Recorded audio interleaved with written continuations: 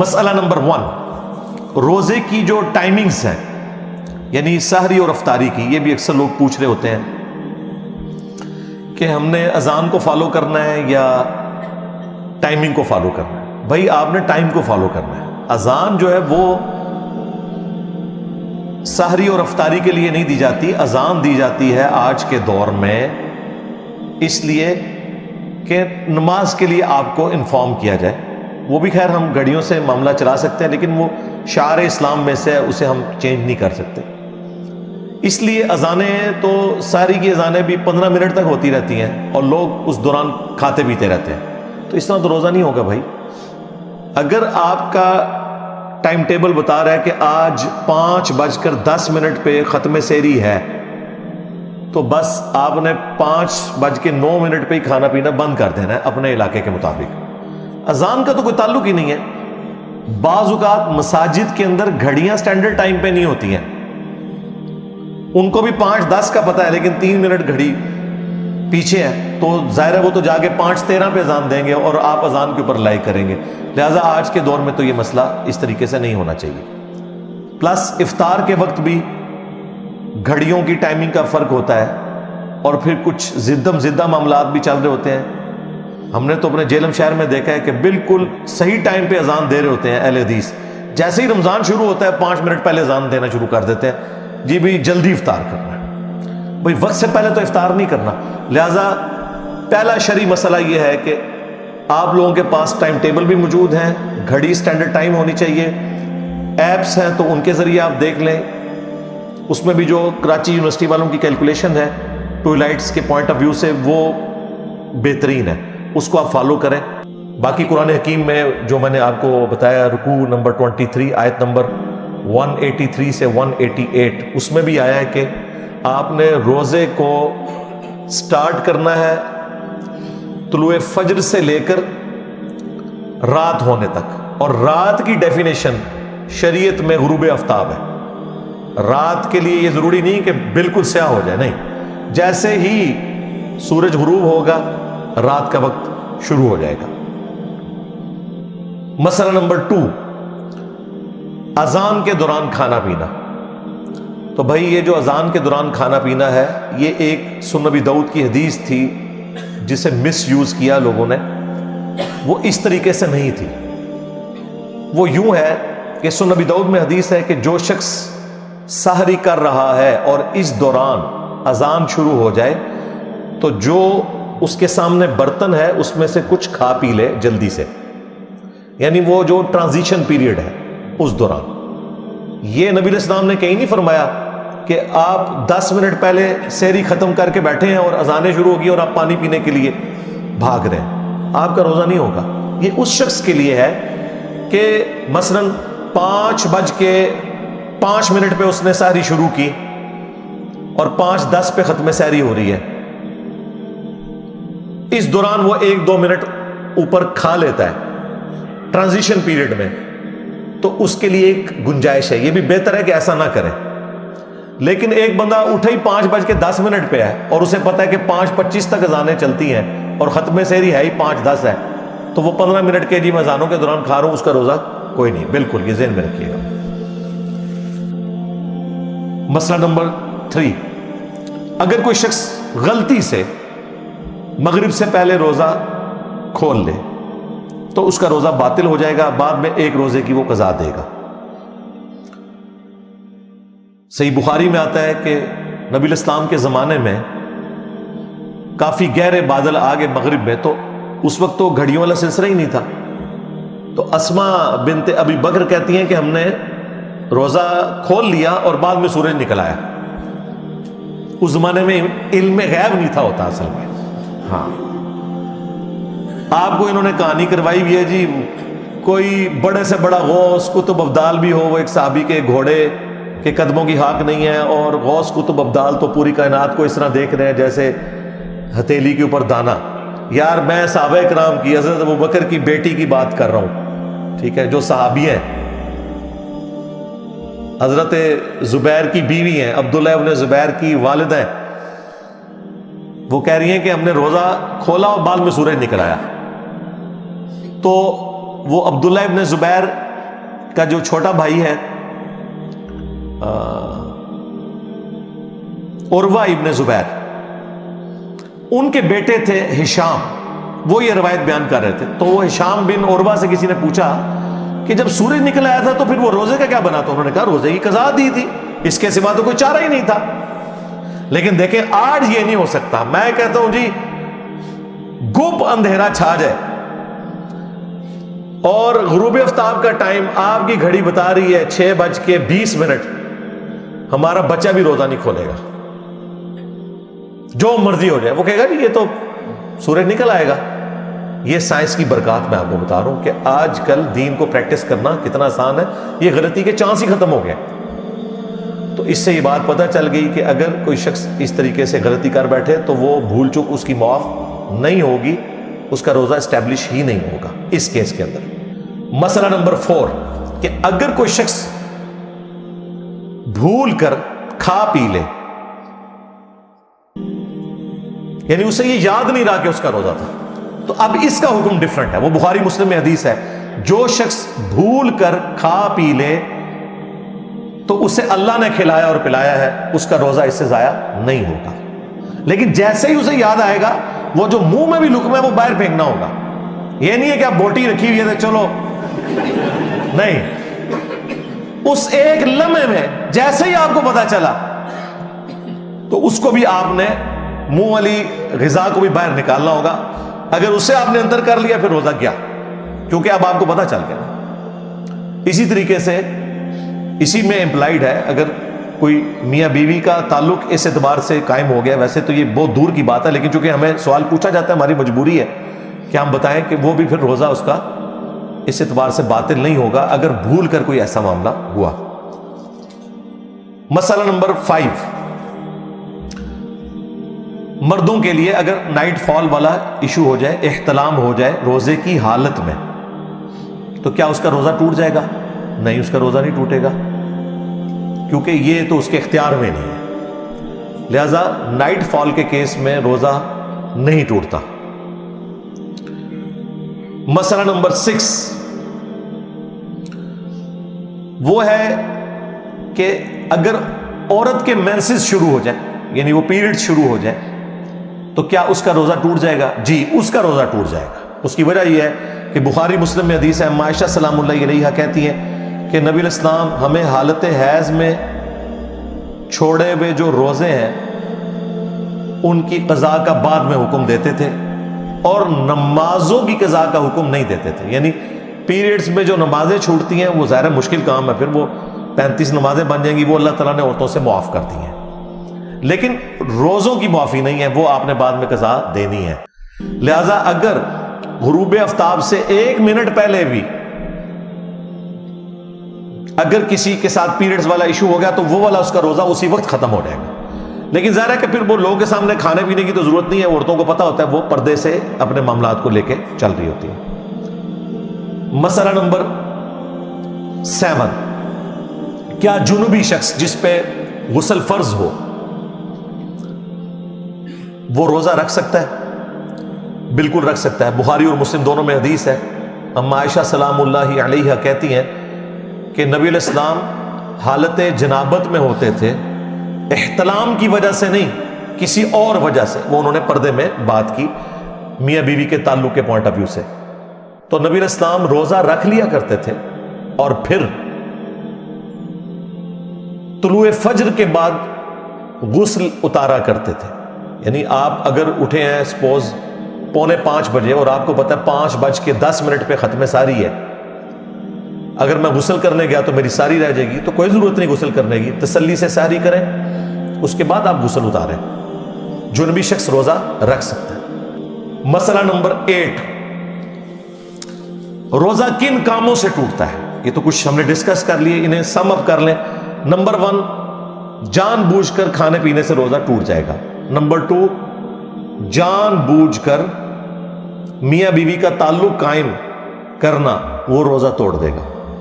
اور نمبر 3 وہ اسپیسیفکلی عورتوں کے لیے ہے کہ جب ان کے پیریڈ شروع ہوں گے آٹومیٹکلی ان کا وہ روزہ ٹوٹ جائے گا، لیکن وہ روزہ بعد میں قضا کریں گے، یہ وہ گناہ والے زمرے میں نہیں آئے گا. اور نمبر 4 اگر کوئی شخص غلط طریقے سے، یعنی مردوں کے لیے میں بات کر رہا ہوں، مسٹربیشن والا ایشو کرتے ہیں تو ان کا روزہ بھی ٹوٹ جائے گا۔ مسئلہ نمبر 9، اگر کوئی روزہ توڑ ہی بیٹھے تو اس کا پھر کفارہ کیا ہوگا؟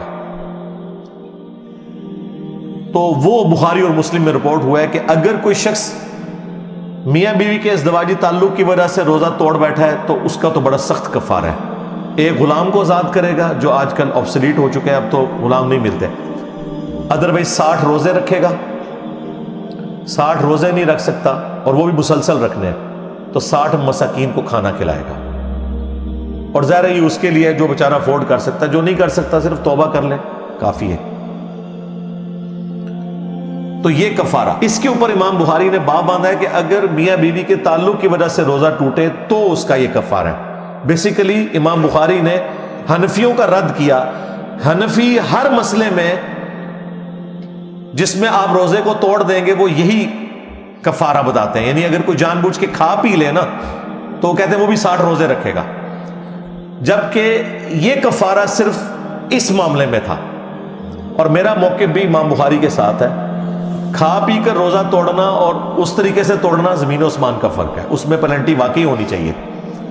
اس میں تو چلے کوئی کسی کے ساتھ کوئی ایسا مسئلہ ہو سکتا ہے، کوئی مجبوری ہو گئی، کسی کے اوپر کمزوری طاری ہوگی، اسے روزہ توڑنا پڑ گیا، اور مجبوری میں تو خیر ویسے بھی الاؤ ہے، اس کی سزا وہ نہیں ہوگی۔ جان بوجھ کر کوئی کھا پی لے تو اس کے بارے میں قرآن و سنت خاموش ہے کہ وہ کفارہ کیا ادا کرے گا۔ البتہ المصنف ابن ابی شیبہ میں سعید ابن جبیر تابعی اور سعید ابن مسیب تابعی کے اقوال ملتے ہیں کہ اگر کوئی شخص جان بوجھ کر کھا پی کر روزہ توڑ لے تو وہ توبہ کرے گا اور تھوڑا بہت اللہ کی راہ میں صدقہ اور خیرات کر دے جو اس کی توفیق ہے، اور اس کے بعد بدلے میں ایک روزہ رکھ لے، اسے وہ 60 روزوں والا جو پینلٹی والا معاملہ ہے اسے وہ نہیں کرنا پڑے گا، اس کا یہ معاملہ ریزالو ہو جائے گا۔ اور یہ مسئلہ نمبر 10 تھا جو میں نے بیان کر دیا، چونکہ یہ آپس میں جڑے ہوئے تھے کہ کھا پی کر روزہ توڑنے کا کفارہ ڈیفرنٹ ہے اور ازدواجی تعلق والا کفارہ ڈیفرنٹ ہے۔ اور اس میں اب اجتہادی مسئلہ ہو جائے گا کہ اگر کسی نے ماسٹربیشن کے ذریعے روزہ توڑا ہے تو اس کے اوپر 60 روزوں والا تو حکم لگانا ایک بہت ایکسٹریم ہے، اس کے لیے بھی صرف توبہ اور ایک روزے کا کفارہ بعد میں ادا کرنا ہوگا۔ مسئلہ نمبر 11، روزے کی قضا کب تک کر سکتے ہیں، یعنی اگلا رمضان آنے سے پہلے پہلے کب کرنی ہے؟ تو اس کے بارے میں بخاری اور مسلم دونوں میں حدیث ہے۔ اما عائشہ سلام اللہ علیہا کہتی ہیں کہ میں اپنے جو پیریڈز کے روزے چھوٹ جاتے تھے رمضان کے، میں ان کی قضا شعبان کے مہینے میں دیا کرتی تھی، جو اگلا شعبان آنے والا، یعنی اگلے رمضان سے پہلے جو شعبان کا مہینہ تھا اس میں اما عائشہ کہتی ہیں کہ میں قضا دیا کرتی تھی۔ اور اس کی ریزن یہ تھی، انہوں نے خود بیان کر دی، نبی علیہ السلام کی مشغولیت کی وجہ سے، چونکہ بخاری مسلم میں ہے کہ کوئی عورت نفلی روزہ بھی اپنے خامند کی اجازت کے بغیر نہیں رکھ سکتی، چونکہ نبی علیہ السلام بخاری مسلم میں رپورٹ ہوا ہے کہ شعبان کا پورا مہینہ روزہ رکھا کرتے تھے۔ تو اما عائشہ کہتی ہیں مجھے پتا ہوتا تھا کہ حضور روزے سے ہیں، تو مجھے آپ سے اجازت کی بھی ضرورت نہیں ہے، تو میں اپنے ان 7 روزے جو بنتے تھے یا جو بھی بنتے تھے ان کی قضا دے لیا کرتی تھی۔ اس سے یہ پتہ چل گیا کہ پورے سال میں کسی بھی وقت آپ روزوں کی قضا کر سکتے ہیں۔ اگر کوئی شخص اگلا رمضان آ گیا اور رمضان شریف کے روزوں کی قضا نہیں دی تو اب وہ کیا کرے؟ اس میں قرآن و سنت خاموش ہے۔ البتہ سنن کبریٰ البیہقی میں حضرت ابو ہریرہ کا فتویٰ ہے کہ اگر اگلا رمضان بھی آ گیا تو اب اگر کوئی شخص پچھلے رمضان کے روزوں کی قضا اس رمضان کے گزرنے کے بعد کرے گا تو وہ پھر ڈبل کام کرے گا، روزے کی قضا بھی اور ہر اس روزے کے بدلے فدیہ بھی دے گا، جو قرآن میں ہے مسکین کو ایک وقت کا کھانا کھلانا یا اس کے ایکویلنٹ رقم دے دینا، وہ بھی دے گا۔ اب اسے اس کا فدیہ بھی دینا ہوگا اور قضا بھی کرنی ہوگی۔ مسئلہ نمبر 12، فدیہ کتنا ہے؟ وہ قرآن میں آیا کہ ایک مسکین کو ایک وقت کا کھانا کھلانا۔ حنفی ویسے کہتے ہیں 2 وقت کا کھانا، قرآن میں صرف آیا ہے کہ مسکین کو کھانا کھلانا ہے، وقت ذکر نہیں ہوا، تو اس میں امپلائڈ ہے کہ ایک وقت کا ہی کھانا ہے، اور اس مسکین کا خود روزہ دار ہونا کوئی ضروری نہیں ہے، نہ اس کا خود کوئی نمازی ہونا ضروری ہے، کسی بھی مسکین کو آپ کھانا کھلا دیں، آپ نے اللہ کے لیے کھلایا وہ ہو جائے گا۔ بخاری میں تو آتا ہے کہ انس ابن مالک جب بوڑھے ہو گئے تھے نا تو وہ روزے نہیں رکھ سکتے تھے، 100+ ان کی ایج ہو گئی تھی، تو وہ مساکین کو اپنے گھر بلا کر گوشت کے ساتھ کھانا کھلایا کرتے تھے، یعنی اعلیٰ درجے کا کھانا کھلاتے تھے کہ میں اللہ کی راہ میں خیرات کر رہا ہوں، اس لیے اعلیٰ درجے کا کھانا میں دوں گا۔ اور پھر وہ آیت پڑھتے تھے قرآن حکیم کی سورۃ البقرہ کی کہ وہ لوگ جو مشکل سے روزہ رکھنے کے اوپر قادر ہیں تو وہ فدیہ دے سکتے ہیں مساکین کو۔ مسئلہ نمبر 13 کہ جو پریگننٹ حاملہ عورت ہے اور دودھ پلانے والی عورت، اس کے روزوں کا کیا مسئلہ ہوگا؟ قرآن حکیم میں تو اللہ تعالیٰ نے 2 طرح کے لوگوں کو اجازت دے دی کہ وہ روزے بعد کی دنوں میں گنتی پوری کر لیں جو چھوڑیں گے۔ نمبر 1 مسافر اور نمبر 2 مریض۔ لیکن جامع ترمذی، سنن ابی داؤد، سنن نسائی اور سنن ابن ماجہ میں موجود ہے، نبی علیہ السلام نے مریضوں کے ساتھ ساتھ حاملہ عورت اور دودھ پلانے والی عورت کو بھی اجازت دی ہے کہ وہ اپنے روزوں کو مؤخر کر سکتی ہے بعد میں رکھنے کے لیے۔ تو یہ بہت بڑی آسانی ہے، اور اسی میں ایک کریٹیکل مسئلہ جڑا ہوا ہے۔ ایک عورت پریگننٹ تھی، اس کے روزے چھوٹ گئے 1 سال کے، پھر 2 سال تک وہ دودھ پلاتی رہی، 3 سال کے روزے چھوٹ گئے، پھر وہ پریگننٹ ہو گئی، یہ تو عموماً ہو جاتا ہے، پھر 1 سال کے روزے کے، پھر 2 سال تک دودھ پلاتی رہی، پھر اگلے 2 سال کے، یوں کر کے 5 7 8 9 سال کے روزے اس کے جمع ہو گئے۔ تو اب 8 9 سال کے روزوں کی قضا تو ایک مشکل معاملہ ہے، اور یہ کوئی تھوڑے روزے نہیں ہیں، 30 روزے اس کے چھوٹ رہے ہیں۔ تو ایسی صورتحال میں آپ قرآن کا وہ جنرل حکم فالو کریں گے، لا یکلف اللہ نفسا الا وسعها، اللہ تعالیٰ کسی جان پر اس سے بڑھ کر بوجھ نہیں ڈالتا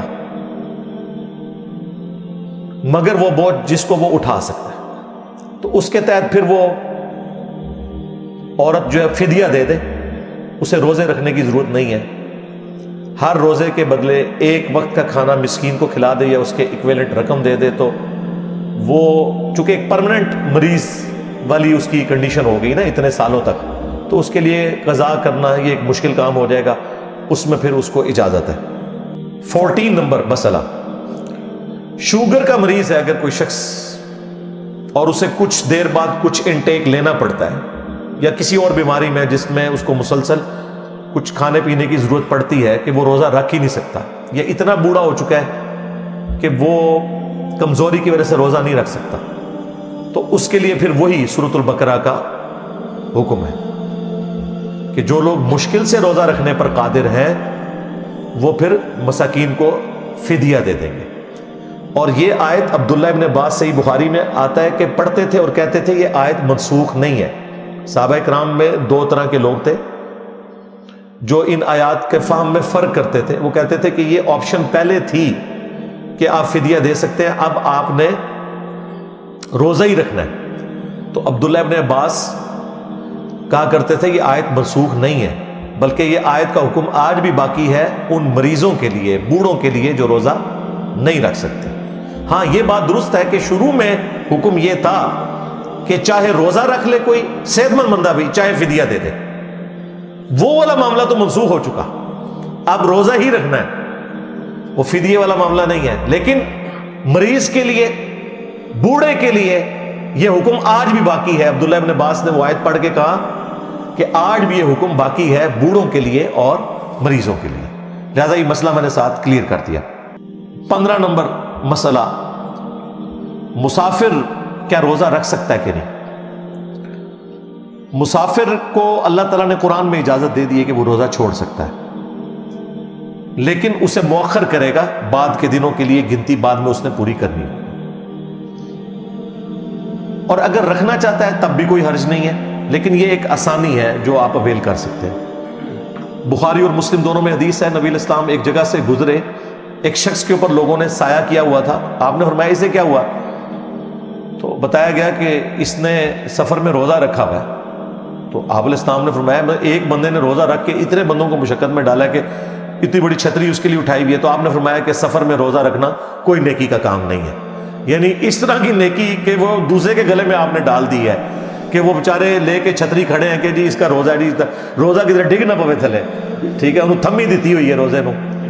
آپ فرمائیں روزہ رکھنا سفر میں کوئی نیکی کا کام نہیں. پھر بخاری اور مسلم دونوں میں حدیث ہے، ایک سفر کے دوران کچھ صحابہ نے روزہ رکھا ہوا تھا، کچھ نے نہیں رکھا ہوا تھا. جب غروب آفتاب کا وقت قریب آیا تو جو روزے دار تھے وہ تو بیچارے نڈھال ہو کے گر گئے، اور جنہوں نے روزہ نہیں رکھا تھا، اللہ کی فیسلٹی سے فائدہ اٹھایا ہوا تھا، انہوں نے ان کے لیے خیمے لگائے، ان کے لیے افطاری کا بندوبست کیا. اور پھر نبی الاسلام نے اس پہ ورڈکٹ دی کہ آج روزہ نہ رکھنے والے روزہ رکھنے والوں پر بازی لے گئے. ظاہر ہے ان کے روزے کا ثواب بھی انہیں ملا نا، افطار کروایا. بخاری اور مسلم دونوں میں حدیث ہے، صحابہ اکرام کہتے ہیں کہ جب ہم نبی الاسلام کے ساتھ سفر میں ہوتے تھے نا تو بعض لوگ روزہ رکھ لیتے تھے، بعض چھوڑ دیتے تھے. جنہوں نے رکھا ہوتا تھا وہ نہ رکھے ہوئوں کو کچھ نہیں کہتے تھے، اور جنہوں نے نہیں رکھا ہوتا تھا وہ رکھنے والوں کو کچھ نہیں کہتے تھے، یعنی انہیں پتا تھا یہ آپشنل ہے. ایک اور حدیث ہے بخاری اور مسلم میں، نبی صلی اللہ علیہ وآلہ وسلم نے فرمایا کہ تم چاہو تو سفر میں روزہ رکھ سکتے ہو، اور چاہو تو اللہ تعالیٰ کی اس فیسلٹی سے فائدہ اٹھا سکتے ہو کہ روزے کو چھوڑ دو، بعد میں اپنی گنتی پوری کر لو. اب ان چیزوں کی وجہ سے پھر تھوڑی سی کنفیوژن تھی لوگوں میں. وہ پھر ایک صحابی نے، صحیح مسلم میں آتا ہے، نبی علیہ السلام سے پوچھا کہ یا رسول اللہ کیا سفر میں روزہ رکھنا یہ گناہ کا کام ہے؟ تو آپ نے فرمایا گناہ کا کام نہیں ہے، اللہ کی طرف سے آسانی ہے. اگر تم روزہ رکھنا چاہتے ہو تو رکھ لو، اگر چھوڑنا چاہتے ہو تو چھوڑ دو. تو اس سے یہ بالکل کلیئر ہو گیا کہ یہ کوئی گناہ نہیں ہے اگر کوئی رکھ لے. مسئلہ نمبر 16، مزدور حضرات کیسے روزہ رکھیں؟ یہ اکثر لوگ پوچھتے ہیں. دیکھیں پٹھانوں سے تو میں نے ایک چیز سیکھی ہے، پٹھان لوگ نماز کے معاملے میں بھی بہت سخت ہے، آپ کو پتہ ہے، نہیں چھوڑتے، روزے بھی رکھتے ہیں، اور رمضان کے مہینے میں عموماً وہ رات کے وقت مزدوری کرتے ہیں، دن کو روزہ رکھتے ہیں. بہت کم ایسے لوگ ہیں جو دن کے وقت روزہ رکھ کے مزدوری کر سکیں. یہ بڑا مشکل کام ہے. یہ جو آپ کو ابھی پبلک میں مشہور کیا نا کہ مزدوروں نے وہ روزے رکھے، بڑے واقعات بھی سناتے ہیں، بڑے آپ کی آنکھوں میں بھی آنسو آ جاتے ہیں. ایک بوڑھا شخص تھا روزہ رکھا ہوا، او بھائی اللہ سے ڈر جاؤ. یہ کبھی آپ پریکٹس کر کے دیکھنا، روزہ رکھ کے مزدوری. مزدور 99.9% مزدور روزہ کوئی نہیں رکھتے، سوائے ان کے کہ جو رات کو مزدوری کرتے ہیں، نہیں روزہ رکھا جاتا. ان کا حال یہ ہے کہ رات کو مزدوری کریں، دن کو روزہ رکھیں. اور اس سے بڑھ کر گورنمنٹ کا کام ہے ایٹ لیسٹ ایک مہینے کے لیے تو انہیں راشن ڈلوا دے کہ وہ تسلی سے روزہ رکھ لیں. اور اگر گورنمنٹ یہ کام نہیں کر رہی، جو کہ نہیں کر رہی ہوتی، تو ہمارا کام ہے کہ ہم اپنے ارد گرد ایسے غریب لوگوں کو دیکھیں جو مزدور طبقہ ہے، اور آپ کو پتہ ہے کہ پورا دن دہاڑی لگا کے یہ شخص پیرلل میں روزہ نہیں رکھ سکتا اور روزہ چھوڑ دے گا. تو بھائی اس سے آپ ایک مہینے کا راشن ڈلوا دیں، اس شرط کے اوپر کہ بھائی اب تم نے مزدوری نہیں کرنی، گھر میں رہو، تسلی سے روزے رکھو، ایک مہینے کا خرچہ میں تمہارا اٹھا لوں گا، تاکہ اپنے دوسرے بھائی کی مدد کریں. آپ کو ثواب الگ سے ہوگا، اللہ کے حضور ایک بہت بڑی نیکی کا کام، اور ایک غریب بندے کے اعتبار سے بھی آپ نے ان پٹ دے دی، اس کی دعائیں بھی آپ لیں گے. تو مجھے تو یہ سلوشن نظر آتا ہے. 17 نمبر وہ ہے اسٹوڈنٹس کا روزہ. عموماً جن اسٹوڈنٹس کے پیپر آنے والے ہوتے ہیں نا تو وہ روزے چھوڑنا شروع کر دیتے ہیں، روزے بھی نہیں رکھتے، پڑھتے بھی کوئی نہیں. اسٹوڈنٹس نے تو رات کو پڑھنا ہوتا ہے، بھائی رات کو کون سا روزہ ہوتا ہے؟ پیپر تو دن کے وقت ہوتا ہے، تیاری رات کو کرنی ہوتی ہے. تو رات کو تو روزہ نہیں ہوتا، تسلی سے آپ اپنی تیاری کریں. پیپر تو 3 گھنٹے کے لیے. تو مجھے تو کوئی وجہ نظر نہیں آتی ہے کہ کوئی شخص اسٹوڈنٹ ہے اور وہ پیپروں میں روزہ چھوڑ دے، کوئی تک نہیں بنتا. کیونکہ روزہ دن کے وقت وہ 3 گھنٹے ہی آپ نے پیپر میں گزارنے ہیں نا. اور جو لوگ پڑھنے لکھنے والے ہیں وہ تو 3 گھنٹے میں پیشاب بھی روک کے بیٹھے ہوتے ہیں کہ ہمارے 5-10 منٹ ضائع ہو جائیں گے، ہمارا پیپر مکمل نہیں ہوگا. پانی بھی نہیں کوئی پینے کا سوچتا ہی نہیں، وہ پیپر سے ہی توجہ نہیں ہٹتی ہے. لہٰذا یہ کوئی سمجھ نہیں آتی جو لوگ کہتے ہیں نہیں ہمیں روزہ چھوڑنا پڑ جاتا ہے پیپروں کی وجہ سے. لیکن اگر کوئی بہت کیٹاسٹرافک کنڈیشن ہے تو وہ پھر اس کا اور اللہ کا معاملہ ہے. ہم کسی کو اس طریقے سے فتویٰ نہیں دے سکتے کہ وہ روزہ چھوڑ دے۔ 18 نمبر مسئلہ کہ میت کی طرف سے یا کسی بیمار شخص کی طرف سے کوئی دوسرا روزے رکھ سکتا ہے؟ نہیں رکھ سکتا بھائی۔ بیمار کی طرف سے آپ نے فدیہ دینا ہوگا، جو قرآن میں رپورٹ ہوا، مسکین کو ایک وقت کا کھانا کھلانا۔ بیماری کے عالم میں جو روزے چھوٹ جائیں اور خدا نخواستہ بعد میں آپ کے قریبی ریلیٹیو کی ڈیتھ ہوگی تو وہ ڈیتھ سے پہلے جتنے اس کے روزے تھے ان کا آپ فدیہ دیں گے۔ بعض قریبی رشتہ دار کہتے ہیں چلے ہم رکھ لیں گے، وہ کہتے ہیں جی بخاری مسلم میں حدیث ہے، بالکل حدیث موجود ہے، لیکن اس حدیث کا فہم یہ نہیں ہے۔ وہ بخاری مسلم میں جو احادیث ہیں وہ ان روزوں سے متعلق ہیں جو منت کے روزے ہیں۔ وہ نبی علیہ السلام نے فرمایا کہ اگر کسی کے ذمے منت کے روزے ہیں نا تو اس کا قریبی رشتہ دار ان روزوں کو رکھے تاکہ وہ منت پوری کرے۔ وہ صرف روزے نہیں ہیں، منت کا عمرہ ہے، نظر و نیاز ہے، حج ہے، وہ قریبی رشتہ دار کو چاہیے اس کی طرف سے ادا کرے۔ لیکن جو فرض روزے ہیں ان کے بارے میں حکم نہیں، ان کے لیے فدیہ دے لینا کافی ہے۔